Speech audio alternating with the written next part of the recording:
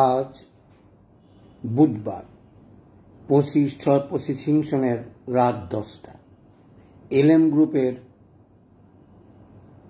103তম class, অর্থাৎ এর আগে 102টা আলোচনা করেছি, আজকে 103 ক্লাস এবং কেস টেকিংয়ের 18তম বাধা মাসিক ঋতু।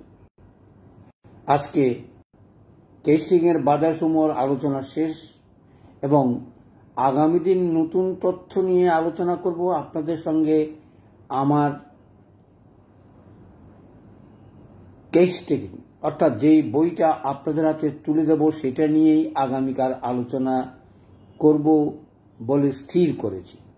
বইটা প্রকাশিত হয়েছে, আগামীকাল যারা টাকা দিয়েছেন তারা সবাই কাছে বইগুলো পাঠিয়ে দেওয়ার চেষ্টা করব। সুতরাং আর বাকি যাদের প্রয়োজন তারা যেন অতি তাড়াতাড়ি সংগ্রহ করেন। কেন বলছি কথাটা, একটু এটা উপস্থাপনা করি, আমি আলোচনা চলে আসছি। আজকের 18তম বাধা মাসিক ঋতু। বইগুলো পাওয়ার পরেই আপনারা তো বুঝতে পারবেন কিভাবে কেস টেকিং নিয়ে আমরা শুরু করব এবং আমি আগামীকাল থেকে আলোচনা শুরু করব এবং আশা করব এরপর থেকে একই সিস্টেমে একই রকম আমরা যেন সবাই রোগীলিপিকরণ যেন একই নিয়মে হয় এবং আমাদের ওষুধগুলো যেন ঠিক একই লক্ষ্যে পৌঁছতে পারি। চলে আসি, আজকের আলোচনা হলো মাসিক ঋতু আমাদের কেস টেকিংয়ের কিভাবে বাধা দেয়।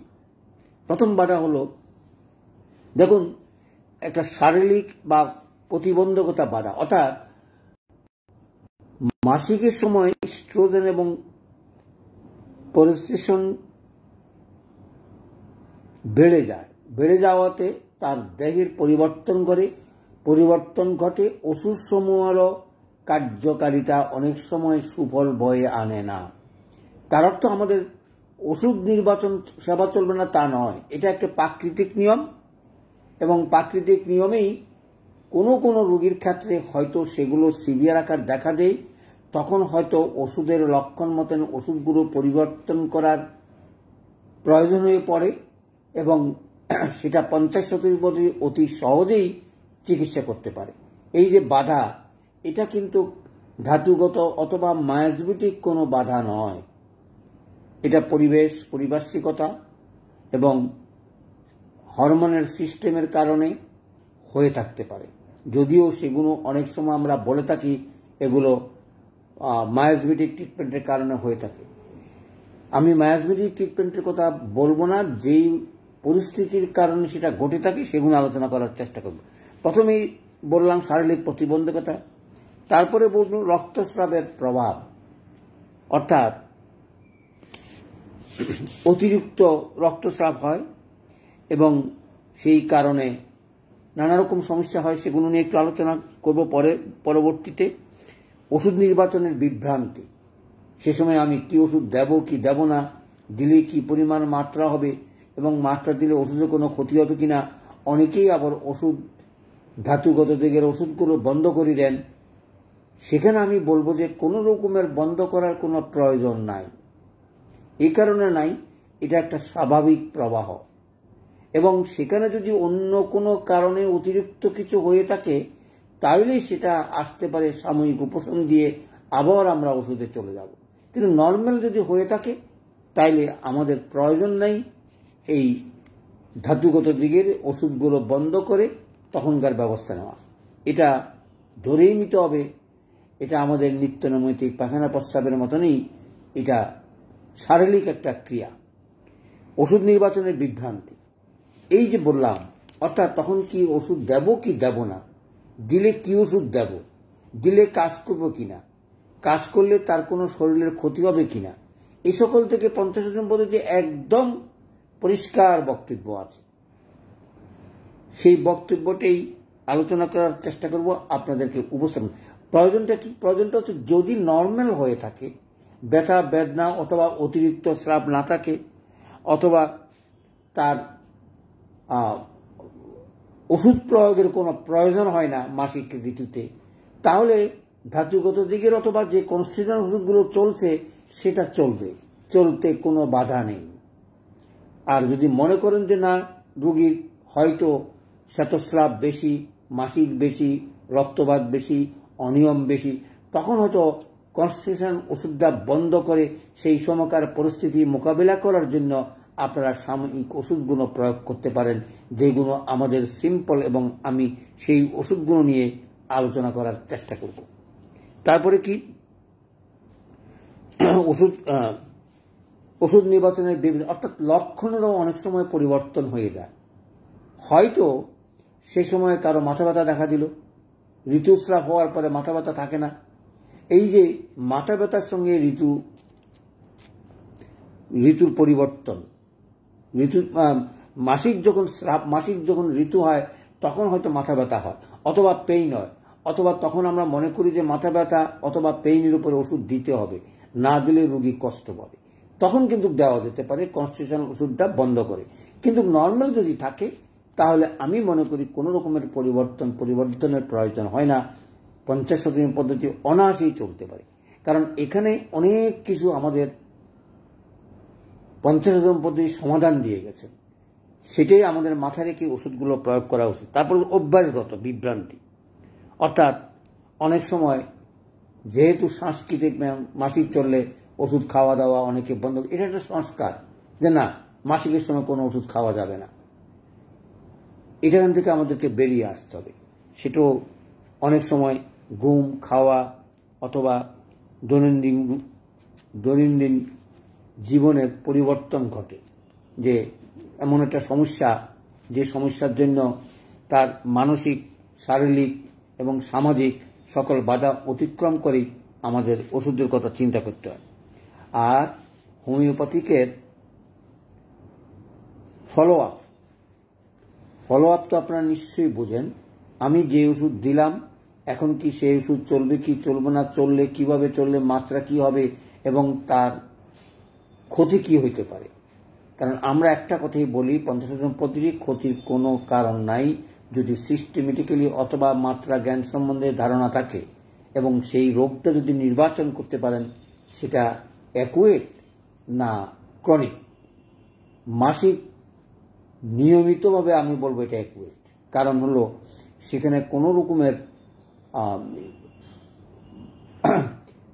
চিররোগ হওয়ার কোনো কারণ নাই। আর যদি রোগ হয় তখন তো ওই বললাম, কেস টেকিং আপনি বুঝতে পারবেন, এই বংশগতি থেকে আরম্ভ করে আপনার যে লাইফ হিস্ট্রির কথা বলা আছে, তখন সকল জিনিস আপনাকে অঙ্গের উপরে আপনার ধারণা করে আপনাকে চিন্তা করতে হবে তার মায়োজমেটিক বাধা আছে কি না। চলে আসি যে সকল এক একটা করে একটু আলোচনা করার চেষ্টা করব। যেমন প্রথমে যদি আমি বলি, অনিয়মিত মাসিক, দেরিতে বা ঘন হওয়া এবং সময় পার্থক্য, কোনো সময় আগে হয়ে যাচ্ছে মাসিক, কোনো সময় পরে হয়ে যাচ্ছে, এবং সেই মাসিকের ডেট ঠিক না থাকা, এগুলি সচরাচর বাধার ভিতরেই পড়ে। অর্থাৎ অনিয়মিত মাসিক আমরা যেটা বলি যে টাইমলি না হওয়া, কারো মাসিক পরে হয়, কারো মাসিক আগে হয়। এই জন্য চিন্তা করার কোনো কারণ নেই। যদি কোনো রকমের ট্রাভেলস না থাকে, আপনারা জানেন মাসিক দেরি হলেই, অথবা আমাদের সেই সুন্দর ওষুধটার কথা নিশ্চয়ই আপনাদের মনে আসে, দেখবেন পালসেই ম্যাক্সিমাম মহিলাদের এই সকল ট্রাভেলসকে দূরীভূত করে, এবং এত চমৎকার মেডিসিন মহিলাদের আমার মনে হয় আমাদের ম্যাটেরিয়া মেডিকেতে আর একটা ওষুধ নেই। তাহলে চলে আসি, দ্বিতীয় হলো বেশি রক্তপাত। তাহলে বেশি রক্তপাত হলে অতিরিক্ত অথবা মাসিকের যদি বর্ণ কালো হয় এবং মাসিকের চাকা চাকা হয়, এই যে রক্তস্রাবের উপরে আমাদের যথেষ্ট ওষুধ আছে, এবং সেগুলোর সেই সময় যদি মনে করেন ওষুধগুলোর প্রয়োজনীয়তা হয়ে পড়ে, অথবা সেটা অ্যাকুইট রোগ হিসাবে আমরা ওষুধগুলো মনে রাখতে পারি। আমি সেই ওষুধগুলো যদি আমি নাম বলি তাহলে একটু মনে রাখার চেষ্টা করবেন। যেমন সিক্লিকর এবং ট্রিলিয়াম। দেখুন, এই অতিরিক্ত রক্তস্রাবের ওষুধ, আবার যদি বর্ণ কালো হয়, ব্যথা যদি থাকে, অনেক সময় আমরা হেমামলিসও দিতে পারি। হোমিওপ্যাথিক ওষুধের কোনো ঠিক নাই, কারণ আমাদের লক্ষণগুলো সংগ্রহ করার পরেই ওষুধগুলো আসে এবং সেই আশাতেই আমরা ওষুধগুলো নির্বাচন করে থাকি। লক্ষণগুলোর সঙ্গে মিল রেখে 3-4টা লক্ষণ মিললেই আপনি ওষুধটা দিতে পারেন এবং এলএম পদ্ধতিতে 1 দিন বা 2 দিনেই বুঝতে পারবেন আপনার সেই লক্ষণগুলো যদি না যায়, ধরেই নেবেন আপনার সিলেকশনটা হয়নি, অথবা ওই যে বাধাসমূহের কথা সেই বাধাগুলো সেখানে কাজ করছে না। সেটাও আপনাদেরকে মনে রাখতে হবে। শরীরে যদি ওই সকল বাধা থাকে, বাধাগুলো যদি আমি নির্মূল করতে না পারি, তাহলে আমাদের চিকিৎসা হবে না। তাহলে এটা কি বাধা? এটা বাধা হচ্ছে, কারো যদি মাসিক ঠিক মতো না থাকে এবং নিয়মিতভাবে মাসিক যদি না হয় এবং মাসিকের যদি সময় অন্য কোনো ট্রাবলের সৃষ্টি হয়ে থাকে, তাহলে আপনি চিকিৎসা করতে পারবেন না। অর্থাৎ মায়াজমেটিক বাধা, এই বাধার মাসিক আপনাকে পরিষ্কার করতে হবে। অর্থাৎ ঠিক মতন যেন মাসিকটা হয়। মাসিকের কতগুলো নিয়ম আছে। 28 থেকে 30 দিনের ভিতরে মাসিক হয়। 3 থেকে 5 দিন ম্যাক্সিমাম। 3 হলো নর্মাল, 4 হলো স্ট্যান্ডার্ড, অর্থাৎ গ্রহণ করা যায়। 5 হলে বুঝবেন এটা ট্রাভেলস আছে, 5 দিন থাকার কথা না মাসিকে। তারপরে মাসিকের সময় স্রাব হচ্ছে অতিরিক্ত, অথবা পেইন হচ্ছে, অথবা মাথা ব্যথা করছে, অথবা শরীরে প্রচন্ড ব্যথা, এবং এই সকল বাধার কারণেই আপনি মূল চিকিৎসা যেতে পারবেন না। তাহলে বোঝা যাচ্ছে, আমরা যখনই কেস টেকিং নেব এবং মায়াজম ঠিক করব, মায়াজমের সময় যদি এই মাসিকের এতগুলো ট্রাবল যদি থেকে থাকে, সেগুলো নিরাময় না করে আমরা চিকিৎসা করতে পারবো না। চিকিৎসাতে বাধা পাবো। যে কোনো কনস্টিটিউশনে আমরা যদি চিকিৎসাতে যাই, এই বাধাটা আমাদেরকে স্মরণ রাখতে হবে। কত সুন্দর, আপনাদেরকে কোনো কারণ নেই। অর্থাৎ এই ওষুধগুলো প্রয়োগ করলেই দেখবেন 3-4 দিন বা 7 দিনের ভিতরেই এই সকল সমস্যার সমাধান হয়ে যায়। কারণ হলো 2টা কারণ। একটা কারণ হচ্ছে এটা কনস্টিটিউশনাল হয় না, এটা অ্যাকুইট কারণে হয়ে থাকে। অর্থাৎ আমরা তরুণ রোগ হিসাবে সেটাকে ট্রিট করি, ওষুধগুলো প্রয়োগ করলেই তাড়াতাড়ি চিকিৎসা হবে।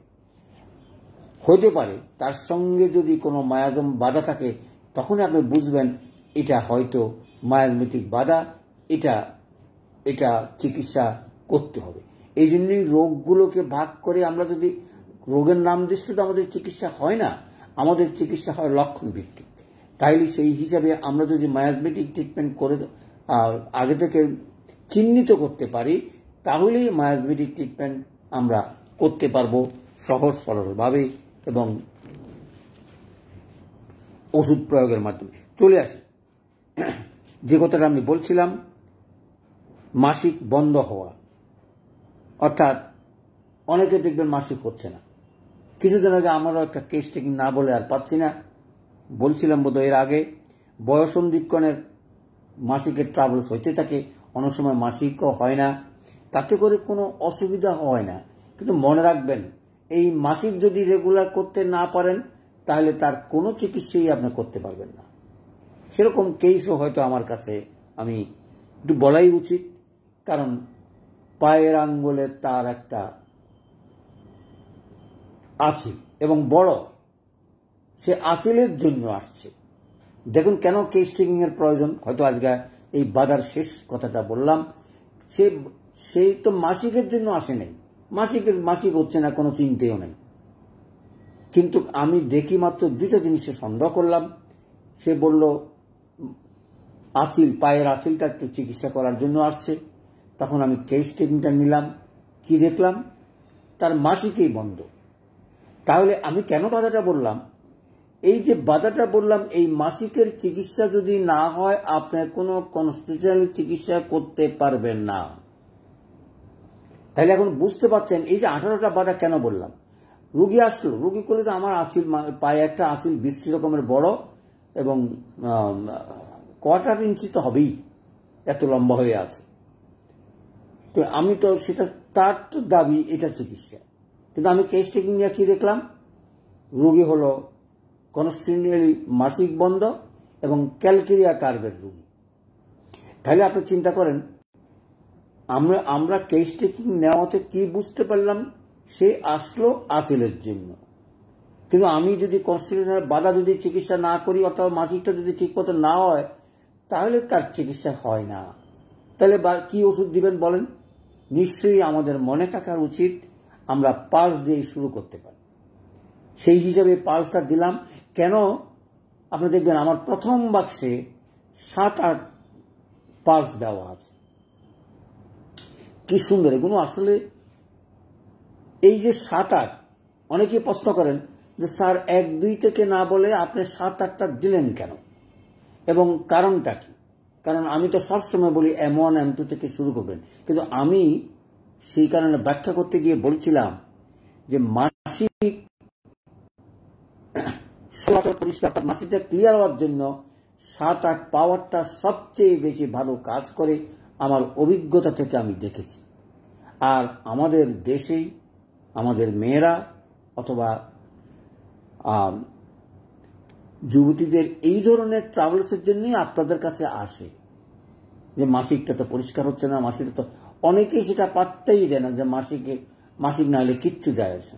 যে ভদ্রমহিলার কথা বললাম, তার 6 মাস উপরে তার মাসিক বন্ধ, এবং মাসিকের জন্য তার কোনো রকম চিন্তাও নেই।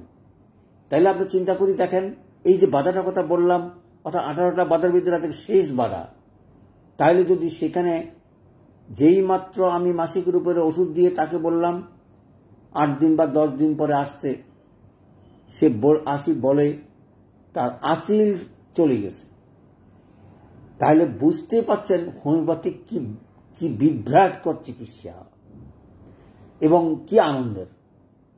কেউ বুঝতেই পারল না, তাকে আমরা ওষুধ দিলাম পালস 7-8, আর 7-8 যদি ক্লিয়ার না হতো তাহলে হয়তো আরো 2টা পাওয়ার দিতাম, অথবা পরবর্তীতে চিন্তা করতাম, অথবা আমার বাধা 2-3টা কারণেই হয়ে থাকে। দেখুন এখানে একটা কথা বলি, এই যে যদি মাসিকটা পরিষ্কার না হইতো তাহলে হয়তো আরো একটা ওষুধ দেওয়ার চেষ্টা করতাম, কারণ তখন আমি বুঝতাম মাসিকটা বন্ধ হয়ে আছে কনস্টিটিউশনালের জন্য, অথবা আমরা যেটা বলি মায়াজমেটিক বাধা তার কারণে আছে, সেই কারণে তার হচ্ছে না। কারণ আপনি একুইট কেস যখন চিন্তা করবেন মাসিকটা হওয়ার জন্য, তখনই আপনি 7-8 পাওয়ার দিলেই মাসিক হয়ে যাবে। আর যদি অন্য কোনো, আমি কেন এই কথা বলছি, কারণ এটা একুইট রোগ। তাহলে আমার প্রশ্ন ছিল কি, প্রশ্ন ছিল 2টা পাওয়ারে কাজ করে, সেই জন্য আমরা পাওয়ারটা কি দিলাম, মাত্রাটা কি দিলাম সেটাও বলে দিচ্ছি। 4 মাত্রা করে দিলাম, ডেইলি 4 বার বলে দিলাম, মাসিক হওয়ার সঙ্গে সঙ্গে পালসটা 2 বার করে খাওয়া হবে। তাহলে কি হলো, এই বাধাটা দূর করলাম কি, অর্থাৎ একুইট বাধা, মাসিকের বাধা, এবং মাসিকের বাধা একুইট রোগ, এবং মাত্রাটাও 2টা বোতল। আপনারা দেখবেন আমার প্রথম বাক্সে 7-8 পাওয়ারটা দেওয়া আছে। এই 2টা পাওয়ারেই যদি কোনো মহিলার মাসিক পরিষ্কার না হয়, যদি অন্য কোনো ট্রাভেলস না থাকে, অথবা তাহলে নিশ্চিত হন সেখানের বাধা হচ্ছে মায়াজমেটিক বাধা, অথবা অন্য কোনো কারণ যদি বাধা থাকতে পারে, তার মানসিক কারণ হতে পারে। ওই যে 18টা বাধার ভিতরে চিন্তা করবেন, তারপরে যাবে কনস্টিটিউশনাল বাধা, অর্থাৎ তার যদি কনস্টিটিউশনাল চিকিৎসা না হয় তখন মাসিকও পরিষ্কার হবে না। তাহলে আমরা কি বুঝতে পারলাম, মাসিকটা সচরাচর নর্মাল রোগীদের বেলায় পরিষ্কার হয়ে যাবে এই পালসে। তারপরে আরো ওষুধ আছে, সেগুলো হয়তো অনেক সময় যদি মনে করেন হয়তো প্রয়োজনে আরো 2টা পাওয়ার দিতে পারেন, যা কাজ করবে ওই 2টা পাওয়ারই, অর্থাৎ একুইট কেস হয়ে থাকে। একুইট কেস না হলে বুঝিয়ে নিবেন সেটা অন্য কোনো কারণ, অথবা মায়াজমেটিক ট্রিটমেন্টে তার পদে। এখানে মায়াজমেটিক ট্রিটমেন্টে তার কি ছিল, ওই যে বললাম সালফার বা ক্যালকেরিয়া কার্ভ। রুগী তো ক্যালকেরিয়া কার্ভের আমার কেস টেকিংয়ে চলে আসছে, তাহলে তাই আমি ক্যালকেরিয়া কার্ভে দিয়ে সেবা দেবো। কিন্তু সে আসছে কি জন্য, সে আসছে আসিলের জন্য। আসিল কিসে গেল, পালসে গেল। তাহলে কি আসিলের ওষুধ পালস? কখনো না। কেননা যেহেতু কনস্টিটিউশনাল সে যেহেতু তার মাসিকটা পরিষ্কার হচ্ছে না, সেহেতু হয়তো হতেই পারে। কারণ এখানে তো প্র্যাকটিক্যাল যেগুলো হয় সেগুলো তো আর, যেহেতু তার তার আঁচিলটা চলে গেছে, সেহেতু বুঝতে হয় এই মাসিকের কারণেই, বন্ধের কারণেই তার আঁচিলটা হয়েছিল। এই জন্যই বাধাগুলো করে চিন্তা করার কথা বলছে। আমি কথা বলছি না, হয়তো চিকিৎসা অন্যভাবে করলো তার হতো, যেমন ক্যালকিরিয়া কার্ড আমি শুরু করতাম যে হ্যাঁ ক্যালকিরিয়া কার্ডের তো ধাতুগত দিকের চিকিৎসা করলে তার হইতো। কিন্তু এই জন্যই বলি সিম্পল ওষুধ দিয়েই সেবা দেওয়ার চেষ্টা করবেন। আরো সুবিধা কি, M1 M2 এই যে আমাদের যে মাত্রা অর্থাৎ পাওয়ার, এগুলো দিয়ে শুরু করলেই আপনি বুঝতে পারবেন কি সুন্দর আপনাদেরকে ওষুধ এবং প্রয়োগ আর অবজারভেশন আপনাদেরকে ডাক্তার বানাবে। আমি কিচ্ছু বানাতে পারবো না, আমি একটা লাইন দেখালাম, কিচ্ছু না। একটু পড়ালেখা করবেন, একটু ভিডিওগুলো শুনবেন, 3-4টা লক্ষণের কথা মনে রাখার চেষ্টা করবেন। আর এই কেস টেকিং নেওয়ার যেই সিস্টেম আমি করে দিচ্ছি, আমি আশা করব চিকিৎসা দেওয়ার জন্য আমার কাছে আর কোনো প্রশ্ন করার কোনো প্রয়োজন নাই। প্রশ্ন করবেন কখন, 3বার অথবা 4বার ফেল করছেন আর চিকিৎসা করতে পারছেন না, স্যার আটকে গেছি, তখন আমি দেখব কোথায় কিভাবে আপনার আটকেলেন, আপনার কোথায় কোনো পড়ালেখার একটু ঘাটতি থাকতেই পারে, সেটা অন্য কথা। কিন্তু চিকিৎসা আপনি শুরু করতে পারবেন এবং আপনাকে ওষুধ প্রয়োগ এবং বিশুদ্ধ ওষুধ এগুলি আপনাকে এগিয়ে নেবে। আর প্রসেস কিভাবে, আমি কত তাড়াতাড়ি, আপনারা সবাই ঘাবড়ায় পড়েন যে আমাদের হাতে বোধ কোনো রোগী নাই বা চিকিৎসা আমরা করতে পারি না। আপনারা এখন শুরু করবেন ধাতুগত দিকের, যেমন ডায়াবেটিস, হাঁপানি, টনসিল, যেগুলো অপারেশন করবে, অথবা হার্ট ফেল, অথবা সে সকল রুগীর কথাই চিন্তা করে এগিয়ে যাওয়ার জন্যই আমার এই চেষ্টা। চলে আসে, তাহলে রুগীটা পালসে ভালো হলো। চলে আসি, এইভাবে যদি বন্ধ হয়, বয়সন্ধিক্রমে যদি কাজ না থাকে, অথবা দীর্ঘ সময় যদি বন্ধ থাকে, আপনি চিন্তা করবেন কোনো না কোনো কারণে সেটা বন্ধ হচ্ছে, যদিও তার কোনো রকমের ট্রাবল বা কোনো পরিবর্তন হয় না। ফার্স্ট ডিউটি হচ্ছে মহিলাদের যখন আসবে, মাসিক হয়েছিল কিনা, মাসিক হলে বন্ধ হয়েছিল কিনা, বন্ধ হলে কতদিন যাবৎ সেটা বন্ধ, সেটাকে প্রথমেই যদি পরিষ্কার না করেন তাহলে আপনি চিকিৎসা করতে পারবেন না এবং সেটা বিভ্রাট হবে, সেটা বাধা হবে। সেটাইকে বলা হয় অহোমিওপ্যাথিক মতে চিকিৎসা। সেটা আপনি হোমিওপ্যাথিক দিলেও অহোমিওপ্যাথিক মতে হবে। যদি আপনি আসলে টিউমার দিয়ে শুরু করতেন, হয়তো থুজা দিয়ে, আমি জানি না হয়তো কিনা, বা হইলেও হইতে পারতো, সেটা আমার জানা নাই। কিন্তু প্রশ্ন হচ্ছে আমরা এই বাধাগুলো যে আলোচনা করলাম, এই সিম্পল ওষুধ দিয়ে সেগুলো সেবা দেওয়ার চেষ্টা করবেন। চলে আসি, পিরিয়ডের সময় তল পেটের ব্যথা, পিঠে ব্যথা, ওষুধ আপনাদের জানা আছে। না থাকলে বায়োকেমিকের যারা সাহায্য নেওয়ার চেষ্টা করতে পারেন, বায়োকেমিকের ওষুধগুলো। আর যারা বায়োকেমিক করতে চাবেন না, তাদেরকে বলবো ওষুধগুলো এক গুচ্ছ ওষুধ আমাদের হাতে আছে, সেগুলো একটু আলোচনা করবে একটু পরেই। চলে আসি, তারপরে মাসিকের সময় আগে এবং পরে মানসিক উত্তেজনা, মেজাজ, এগুলো অনেক সময় পরিবর্তন হতে পারে। তারপরে দুর্বলতা এবং অসুস্থতা। দেখুন, মাসিকের সময় রক্তপাত বেশি হলে অনেক সময় দুর্বল হয়ে পড়ে। আমরা অনেক সময় সেই দুর্বলতার অবস্থা ভেদে, অর্থাৎ দুর্বলতা যদি রক্তশূন্যতার কারণে হয় তাহলে চায়নাই একমাত্র ওষুধ। আর যদি অন্য কোনো কারণ থাকে, সেগুলি লক্ষণের উপরে ভিত্তি করে ওষুধগুলো দেওয়ার চেষ্টা করবেন। কারণ মাসিকটা হচ্ছে একটা অ্যাকুয়েট রোগ। অ্যাকুয়েট রোগ যে দেখবেন চমৎকার কাজ করে, সেই সময় চায়না 3-4বার করে আপনি প্রয়োগ করতে পারেন, তার রক্তশূন্যতা এবং দুর্বলতা অনেক সময় কেটে যায়। তার সঙ্গে যদি জ্বর ভাব থাকে তাহলেও সেটা কেটে যাবে। তাহলে অনেক সময় ইপিকাক, অতিরিক্ত রক্তস্রাবে ইপিকাক ভালো কাজ করে। প্রশ্ন আসছে, ইপিকাকটা আমরা তো রক্তস্রাবে প্রয়োগ করি না, কিন্তু মহিলাদের এরকম রক্তস্রাব যদি তার সঙ্গে আরো 1-2টা লক্ষণ যদি পান বা নাও পান, তাহলেও আপনি ইপিকাক প্রয়োগ করতে পারেন। কারণ রক্তস্রাবের উপরে ইপিকাকের যথেষ্ট কাজ আছে। সেই হিসেবে আমরা মিলিফুনিয়ামের কথা চিন্তা করতে পারি। দেখুন, হোমিওপ্যাথিক ওষুধের শেষ নাই। সুতরাং আপনি চিন্তা করবেন, যেমন মিলিফুনিয়ামের কথা বললাম, একদম লাল রক্ত এবং অতিরিক্ত রক্ত যদি যায় তখন আপনি মিলেভিনিয়ামটা ব্যবহার করতে পারেন। এই ওষুধটার অন্য কোনো রোগের কোনো কাজ বেশি কিছু নাই, সেটার আবিষ্কারও একটা বিরাট ঘটনা আছে। চলে আসি তাহলে, সেখানে কি বললাম? চায়না বললাম, ইভিকাক বললাম, মিলেভিনিয়াম বললাম, তারপরে পালস তো আছেই, নাক্সও কাজ করতে পারে। কারণ আপনারা ভয় পাওয়ার কোনো কারণ নাই। আপনি যদি মনে করেন সে মানসিক রোগী, তাহলে ন্যাকমিও কাজ করবে, ইংলিশেতেও কাজ করবে। কারণ হলো আপনার বুঝতে হবে রোগীর কোনটাতে তার গভীরতা বা দুর্বলতা বেশি, কোনটা রোগী প্রকাশ করে। রোগী যদি প্রকাশ করেই বুঝতেই পারলেন সে ইগনিশিয়ার রোগী, তাহলে ইগনিশিয়ার রক্তপাত বন্ধ করবে। হোমিওপ্যাথিকে কোনো ওষুধের আপনি বাদ দিয়ে পারবেন না, এই জন্যই এই হিসাবটা একটু জটিল। আর আমরা খুব ভয় পাই কি, কেউ কেউ ইভিকা খুব ভালো ওষুধ, কেউ কেউ চায়না খুব ভালো ওষুধ। তার কেন বলে জানেন? আসলে লক্ষণ মতন যখন যে কোনো যার হাতে ভালো হয় সে বলে সেই ওষুধটা ভালো। এটা আপনাদের ভয় পাওয়ার কারণ নেই। আপনি যদি লক্ষণগুলো একটু সংগ্রহ করে যে কোনো ওষুধই দেন, অর্থাৎ লক্ষণ ভেদে যে কোনো ওষুধই দেন, আপনি তো রক্তস্রাবের চিকিৎসা করছেন না, আপনি করছেন মানসিক রোগী যদি হয়ে থাকে সে ইগনিশিয়া রক্তস্রাব বন্ধ হয়ে যাবে, ন্যাট্রামিউরও বন্ধ হয়ে যাবে, কোষ্ঠিকামও বন্ধ হইতে পারে। যদি আপনি বুঝেন যে এটা কোষ্ঠিকামের রোগী, ধাতু দেওয়ার দিকে চিন্তা, ওই যে তখন চলে আসে যে মায়াজমেটিক ট্রিটমেন্টের উপরে ভিত্তি করে আপনার কোষ্ঠিকামটা গভীর ক্রিয়াশীল ওষুধ, সেখানে যদি মনে করেন যে কনস্টিটিউশনালি সে কোষ্ঠিকামের রোগী, তাহলে কোষ্ঠিকামও ভালো হবে। আমরা কেন এগুলো আলোচনা করছি? আলোচনা করছি আমরা সিম্পল ওষুধ দিয়েই কোষ্ঠিকামের কথা পরে ভাববো।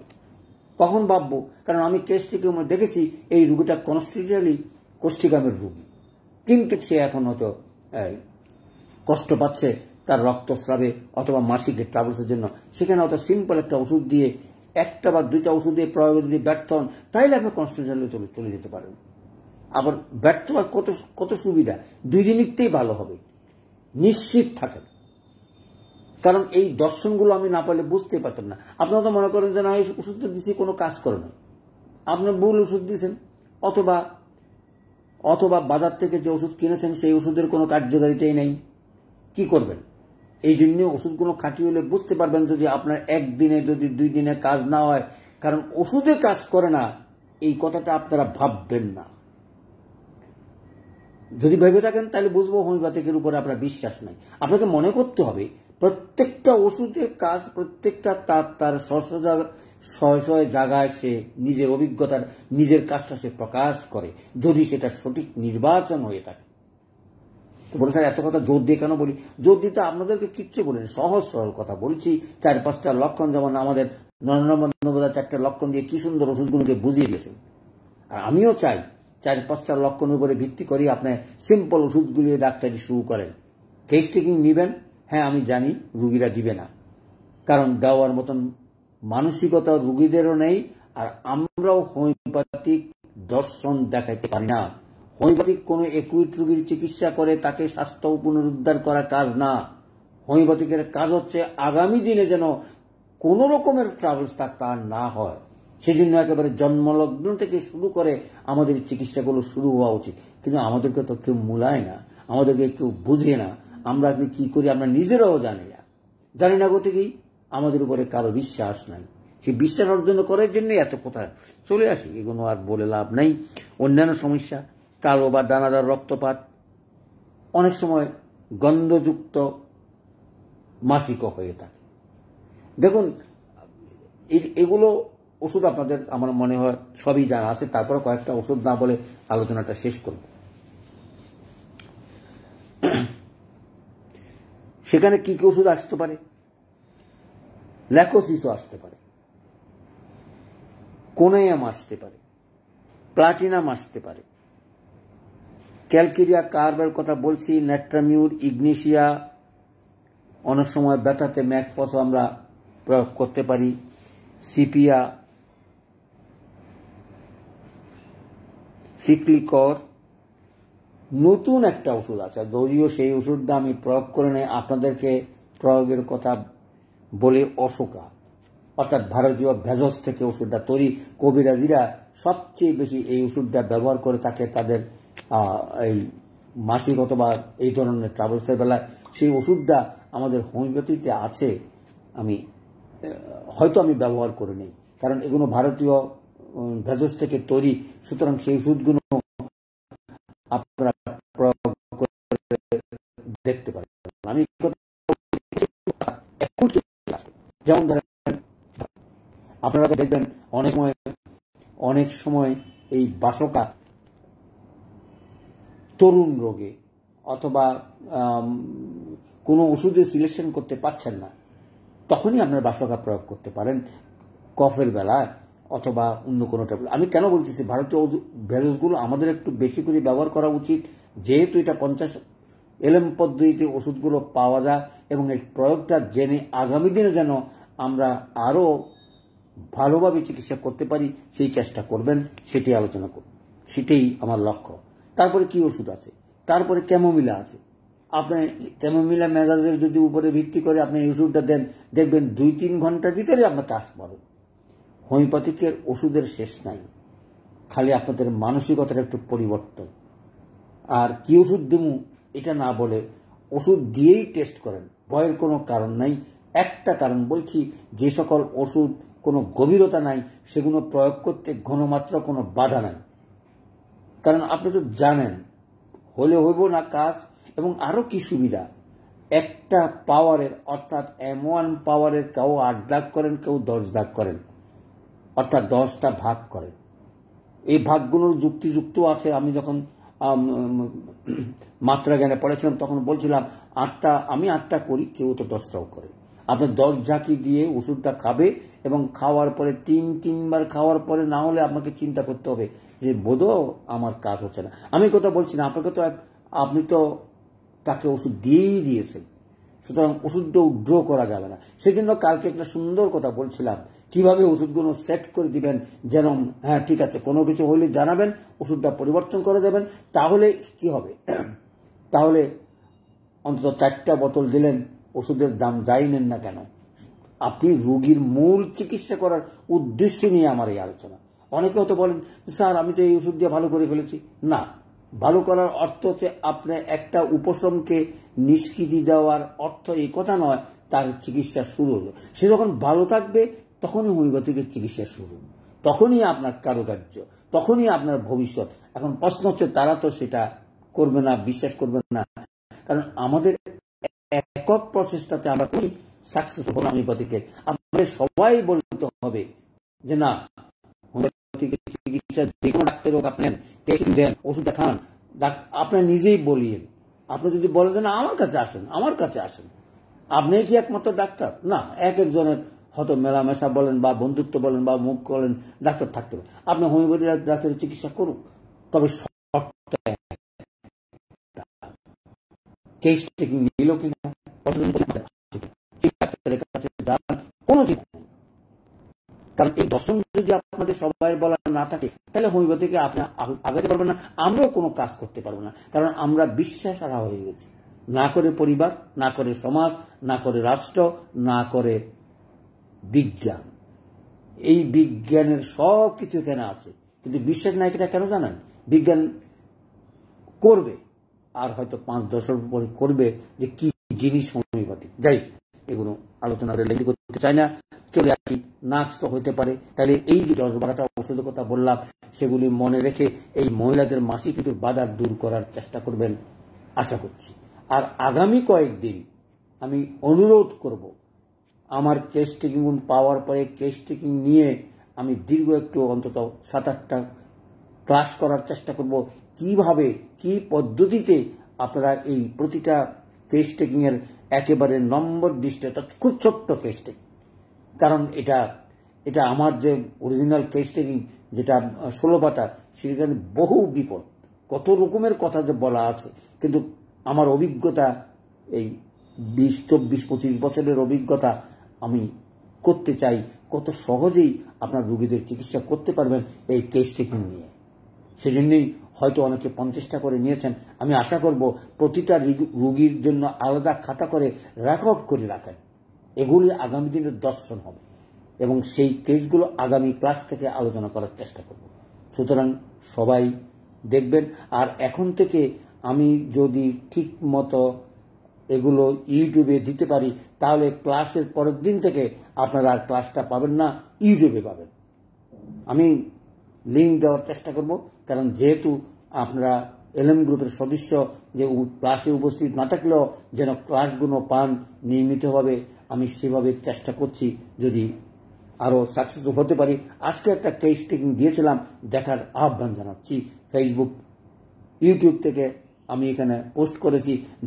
যাদের কোনো বাধা থাকে অথবা দেখতে না পারেন আমাকে জানাবেন, তাহলে আমি কিভাবে আপনাদেরকে সাহায্য করতে পারি। সেই কেস টেকিংয়ের জন্য ইউটিউবে চিরজীবনবৎ যেন থাকে, সেই চেষ্টায় আছি। যদি সাকসেসফুল হই তাহলে নিশ্চয়ই আপনারা উপকৃত হবেন, এই আশা রেখেই আজকের এই আলোচনা শেষ করছি।